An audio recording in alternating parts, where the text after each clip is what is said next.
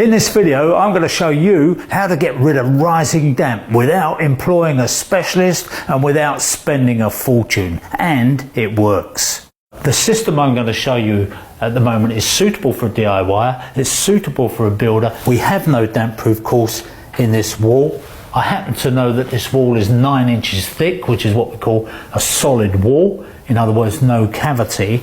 And what we're going to do is we're going to introduce some damp proofing material into the mortar course. So if you look here, you can see we've got the bricks and we've got the mortar. Now we want to do this around about 150 millimeters above the ground, but we could go lower. We could put 2 courses in, but we'll start off by going 150 millimeters up, and we put a continuous run of the special dry zone.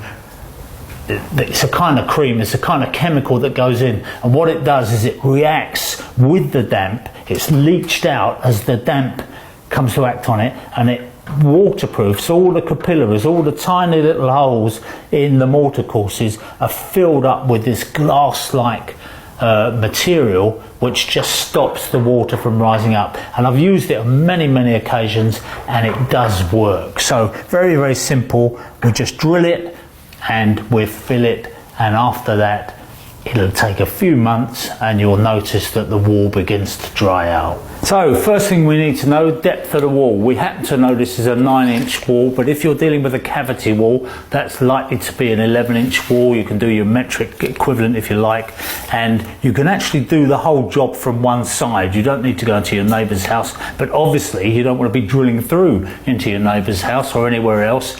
So what we do is we set it slightly less than the depth of the wall. So we know that's 9 inches. So when you know what the depth of your wall is, we'll set our depth stop so that we get, it's a 9-inch wall, so we're going to have 8 inches of depth in there. So just push that slightly back there.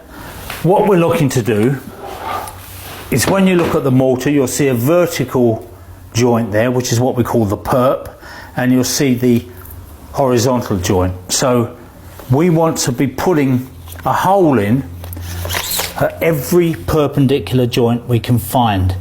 Now I said 150 millimeters, so that would bring us in the middle of that brick, so we can go one above it or one below it.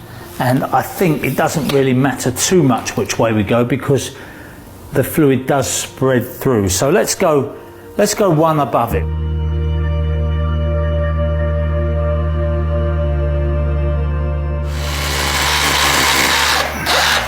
Now the great thing is you can smell straight away that that is damp. That's a very clear indication. So when you're looking for damp, it's a good idea to use all your senses. A bit of sniffing around and you can find out where it's coming from. So I'm going to continue doing this all the way along, and then I'll show you the next stage.